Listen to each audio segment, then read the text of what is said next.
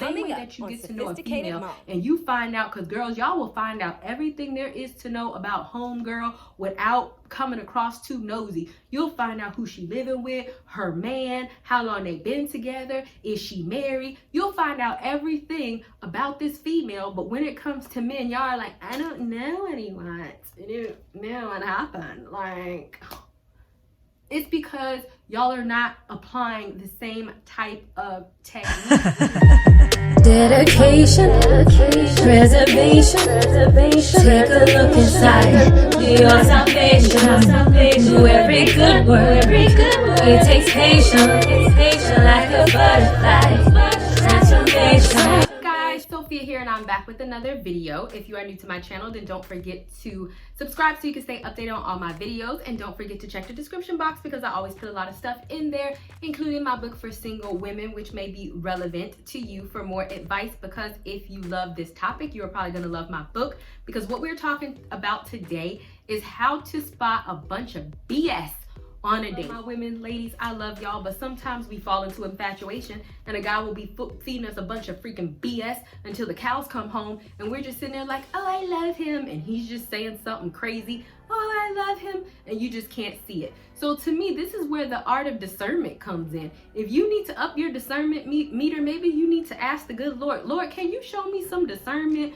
when I'm dealing with some of these men, and let me know when somebody is talking stupid to me and they just want to freaking waste my time or use me for sex or get some money for me, or if they are not a good fit or whatever the case may be. God, when I step into this date, can you just let me know? Because it is very important for me to figure out who you are as an individual before I just go out on a few dates with you, or a date and then get into a relationship with you and then I find out that who the freak are you? I don't know. And see, I find that a lot of women are stuck in that situation because they don't know how to spot BS on a date, when in all actuality, most men are telling you what you need to know. But for whatever reason, women are like, oh, I'm gonna close my eyes, I'm gonna plug my ears, I don't hear that, I don't hear that, I don't. The first thing is that when they tell you who they are, believe them. And I know that that sounds like such a easy concept. I have a video on that I'll link in the description box, but when it comes to like some men feeding you BS on a first date, they're never going to tell you in a direct way. Like, if you are trying to figure out if they are serious for an actual relationship or if they want a relationship, they may not say, I don't want a relationship. Instead, they're probably going to kind of give you some type of wish-washy, roundabout type communication, but they're actually still telling you the same thing.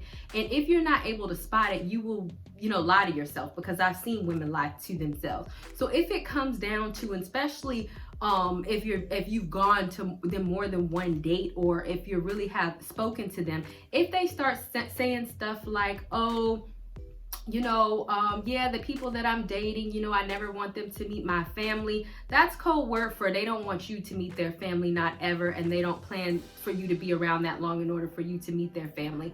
Or if it's a situation where they're saying, oh, well, I'm emotionally damaged, or some fluff to that effect, and they don't want to get into a relationship and they just want to see where things go, then more than likely they don't want to get into a relationship with you. We like to make a lot of excuses as women. I'm sorry, we do. We like to, oh, it's his last girlfriend, he's damaged. Once he gets over the pain and the hurt and the blah, blah, blah, blah, blah, then he'll jump into a relationship with me. You don't know that, okay? Because at the end of the day, if that was the case, then maybe he just don't need to date or figure it out. But the key words that he said is, I don't want a relationship. He said that in that sentence, and he just added a whole bunch of words around it to pad the fact that he don't want a relationship. So from there, you can want to stick around if you want to. Maybe it might change, but I never recommend, and I even have a video on this where I personally feel like you should date, not sleep with, date multiple men. I don't feel like you should just shut off all of your options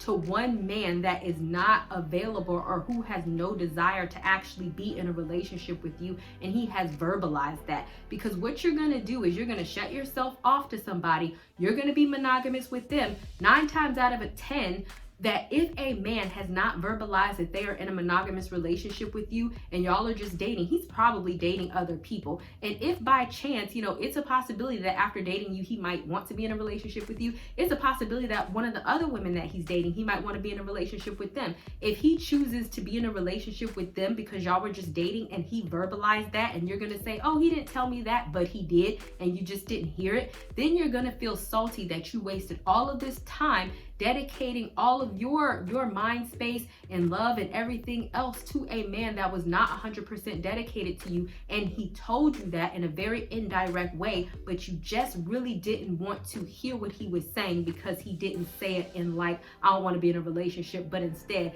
it's more like, oh, well, I don't know, let's not put titles on what we're doing, I'm not a person of labels, I don't want. All of that is an indication I don't want a relationship. Okay? Number 2, be calm, listen, and don't react. So, and call this a clinical skill. I think even before I got in the mental health field, this is something that I just became a master at. And basically, this is your poker face, but you're not gonna be like, you know, like crazy. You're gonna smile. A man could be telling you that he likes to have sex with dead people and eat their skin or something crazy, and you should still have the same look on your face. Even though what they are saying may be shocking to you, why you don't want to react is because as soon as you react, they're going to start retracting what they say, and then they're going to change what they're saying based on your reaction, and therefore you might not necessarily get the truth.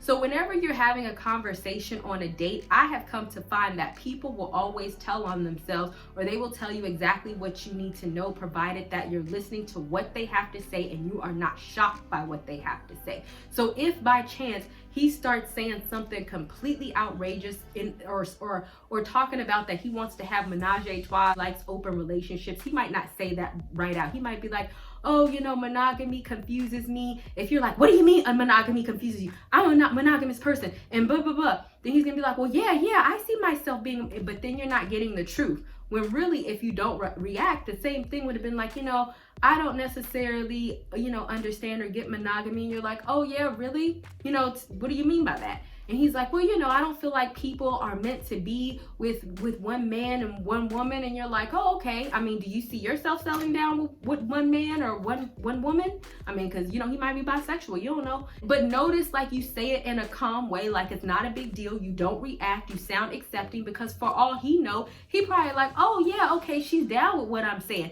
You could completely not be down with what he's saying. You can completely think that what he's saying is completely delusional and not something that you want to go with. But at least you know that, because he's telling you that. And if you react too harshly, he's going to stop telling you, and he's going to retract the truth.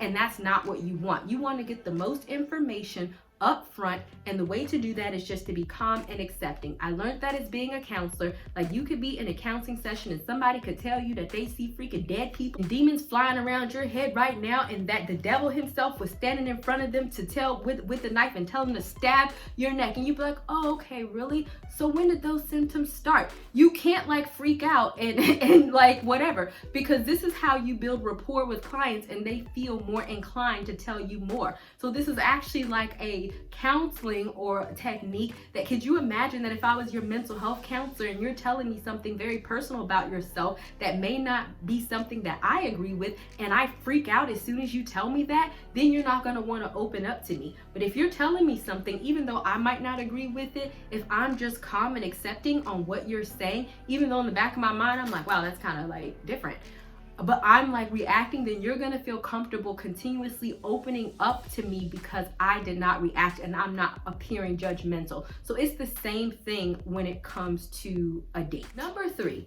overly talking about other women or an ex is a big sign that they are not over that person. And I do want to put a caveat by this. Like, if it's just like a small mention, then fine. If it's like this whole emotional breakdown and crying and wallowing and just stop playing. no, that means that they are not over that person. And I remember one time when this is before I actually went out on a date, and he was so in love with his ex-girlfriend that had cheated on him. I could tell it immediately through a phone conversation. I mean, I could just hear the pain in his voice. It cheated on me with somebody that I knew, which was our friend, and I just could allow the relationship to continue. And I just remember sitting in my office, and I just sat and I cried and I wallowed because I loved her so much, and I just knew she was the one. But how could I forgive her after this? And I just remember this is the only time. I mean, it was just like so much. Like, he was not interested in getting to know me. He just talked about this woman. And I mean, he went into, and then I even tried to be celibate because he was really into the church. But there were some times that we slipped up. So if he is going into their sex life, if he is talking about how he thought she was the one, if he's crying, if your entire date consists of him talking about another freaking female, that is a huge red flag that he is still hung up on her, and maybe he needs to resolve those things before he gets to you. It is not your place to sit up there and be his healer and his counselor and his therapist right then and there on the date. And I am one of those. Like, come on now. I will tell a man all day, I like you and everything, but I'm not your therapist. Like, I want to support you and comfort you, but am I going to go into some type of psychological assessment of your relationship history to heal what happened to you in your past relationship so you can date me? No, I'm not. I'm sorry. Come on now. So it is not your job to try to repair or to fix, or even take it this way. Sometimes men will feed out mistakes that their ex have done so that you know what mistakes not to make. Don't do that, because no, if a man is truly over his ex, don't sit up here and let him compare you to some other broad while he's dating you.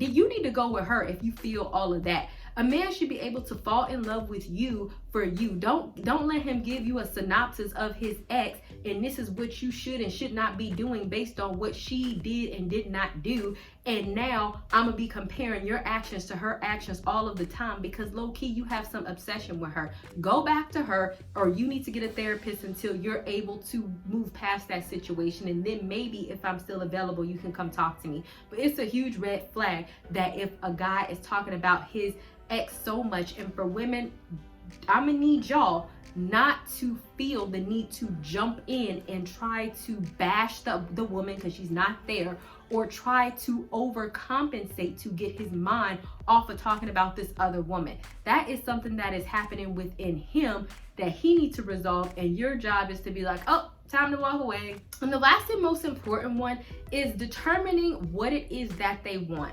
And so you have to do this by going on a date, just by being completely normal. And I say that a lot in my videos, but I do think that some people don't know what that is, because oftentimes when I go out on dates, for some reason, I don't know, maybe y'all might not be shocked by this, a lot of guys are like, wow, you're so different. You want to have a conversation? Yeah, what do y'all want to, what are y'all doing? I don't know. I'm confused. And this is not a situation where you're like giving on your demands, like, oh, I want to get married, I want you. No. Hold all of that back. Don't be telling them everything that you want, because you want to know what it is that they want without you just feeding them what you want, and them just telling you, okay, this is what she wants to hear, okay? So a lot of the times people will get caught up on the romantic aspect or the sexual aspect on a date. Or you will get caught up on barking out demands on what you anticipate, what you want from a relationship with this person, when really you don't freaking know this person from Adam or the man in the moon. And don't do all of that, because it's weird and it's scary and you're doing way too much. If you were going out with a female, I'm a friend, I'm a potential friend, right? And you're coming to me and you're like, hey, let's go get drinks. How would you talk to me in order to get to know me? You would do that the same exact way with a potential person that you are with, because the same way that you get to know a female and you find out, because girls, y'all will find out everything there is to know about homegirl without coming across too nosy. You'll find out who she living with, her man, how long they've been together, is she married. You'll find out everything about this female, but when it comes to men, y'all are like, I don't know what he wants. I don't know what happened. Like, it's because y'all are not applying the same type of technique when it's just an art of a normal conversation. I'm not telling you to like not flirt, like sure, flirt, be girly, but don't get so caught up on the date that you just get so romanticized that you lose the fact that, hey, I need to actually find out about this person. What do they want? And they'll also give you indicators throughout the date on if they just want to screw you. Like, for example, trying to continuously feed you, give you drinks. I remember I went on a date with a guy a few times and he never wanted to give me food. He just kept, like, we would literally go to a restaurant and we would just order drinks. And one time he was like, okay, we're gonna go to dinner. And I was like, all right. And I didn't eat, and like I ate lunch and I was like, well, I'm going to dinner anyway. And this was the last date I had went on him on, but this was the last date I saw him at. And I was like, showed up, you know, we went to the restaurant and then he got some drinks. And I'm like, where's the food? You said we were going to dinner. Oh, because they want to get you drunk to kind of loosen up your inhibitions, and that's not fun. Like, come on now. And so if it's like they're just continuously trying to feed you drinks, or to me, that is a very minimal effort to be like, you know what, I ain't even gotta buy this broad no food. I'ma just, you know, throw a few drinks to her in a restaurant so she could say she sat down at a restaurant. Yeah, this is a whole masquerade in the sense that I didn't even feed her or I didn't even sit down to get to know her, because how long does a drink take to make? It doesn't take that long. You have a drink, I have a drink, we drink it up. Hey, how you feeling? You wanna go back to my place? Bam, that's what they're looking for, right? So pay attention to stuff like that. And sometimes overly touching, like I get that you're on a date, nothing's wrong with touching, nothing's wrong with kissing, but like being just overtly and disrespectfully sexual, and I know y'all know what I'm talking about if you're a female, then that's an indicator on what they want. Because to me, if they're truly, you know, interested in you, it should be a fine balance between, you know, oh, I want to flirt with you and I like want to touch you. Is it okay if I like kiss you or whatever? Between them just completely trying to like fill up your dress. Like I remember one guy that I went out on a date with, like he was opening up the car door for me. That's fine, great. And then when I got into the car, he leaned over and he grabbed like he was like, let me check you out, and like molested my whole like front and the side of the freaking car.